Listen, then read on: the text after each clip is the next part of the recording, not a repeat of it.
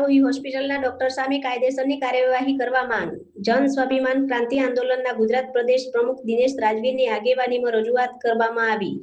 મહીસાગર જિલ્લાના લુણાવાડા ખાતે આવેલી આરોહી હોસ્પિટલમાં કુટુંબ નિયોજનનું ઓપરેશન કરવામાં આવ્યું હતું, પરંતુ કેટલાક સમય બાદ મહિલાને તકલીફ થતો તપાસ દરમિયાન ગર્ભ હોવાનું જાણવા મળતા સમગ્ર મામલો વિવાદાસ્પદ બન્યો છે.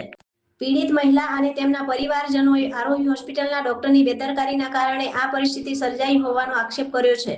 પરિવારજનોના જણાવ્યા મુજબ હોસ્પિટલ દ્વારા જરૂરી મેડિકલ રિપોર્ટ અને સંપૂર્ણ તપાસ કર્યા વગર જ ઓપરેશન કરવામાં આવ્યું હતું.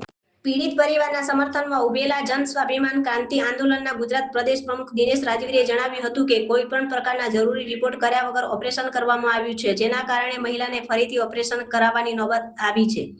આવી ગંભીર બેદરકારી ચલાવી ન લેવાય. પીડિત પરિવારના સમર્થનમાં ઉભેલા જન સ્વાભિમાન ક્રાંતિ આંદોલનના ગુજરાત પ્રદેશ પ્રમુખ દિનેશ રાજવીરે જણાવ્યું હતું કે કોઈ પણ પ્રકારના જરૂરી રિપોર્ટ કર્યા વગર ઓપરેશન કરવામાં આવ્યું છે, જેના કારણે મહિલાને ફરીથી ઓપરેશન કરાવવાની નોબત આવી છે. આવી ગંભીર બેદરકારી ચલાવી ન લેવાય.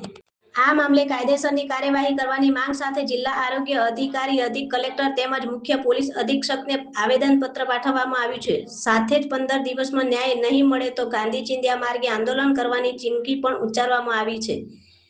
રિપોર્ટર નાથુસિંહ પરમાર, વીરપુર, મહીસાગર. મારા કન હું ગંગાબેન વિજેન્દ્રસિંહ ઠાકોર, ગામ નાની વગાસ. મારા કન એવી ઘટના બની ને સાહેબ કે કુટુંબની મારું ઓપરેશન કરવા સરકારીમાં જ્યાં હતા વીરપુરથી અમને લુણાવાડા મોકલ્યા સાલૈયાથી. પછી સાલૈયાથી લુણાવાડા આવ્યો. આરોહી હોસ્પિટલમાં મારું ઓપરેશન થયું.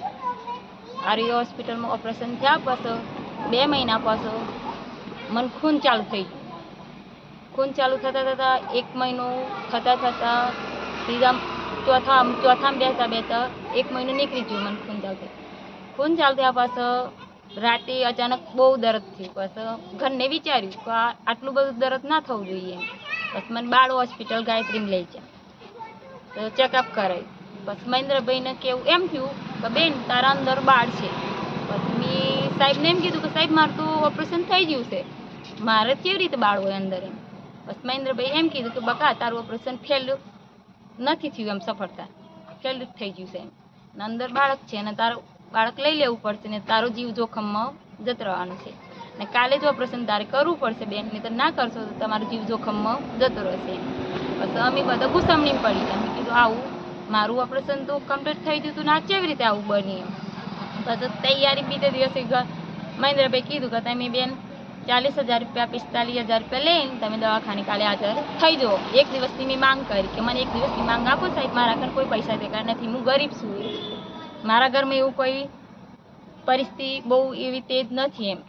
પછી મને 1 દિવસની મહેન્દ્રભાઈ માંગ આપી કે ચલો બેન તમને 1 દિવસની રાહત આપો. 1 દિવસની મને દવા દારૂ એવું કર્યું એમ કે 1 દિવસને બેન કશું થાય નહીં એવી મને દવા આપીને બીજા દિવસે હું ઓપરેશન કરવા મહેન્દ્રભાઈના દવાખાને ગઈ. પછી ઉપર બાળ લીધું ને પછી મને ઉપર પેલું ઓપરેશન 2 ઓપરેશન કર્યા.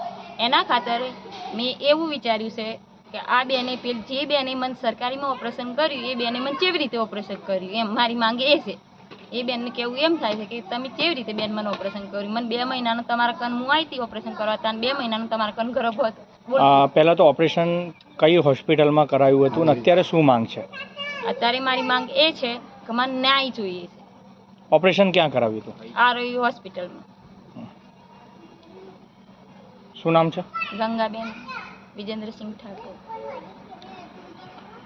કોઈ રિપોર્ટ કરવામાં આવ્યા? કોઈ રિપોર્ટ નહીં, કોઈ સોનોગ્રાફી નહીં, કોઈ પેશાબ લેબુક નહીં, કોઈ રિપોર્ટ નથી કરવામાં. કયા ગામના વતની છો અને શું? સાલૈયા છે.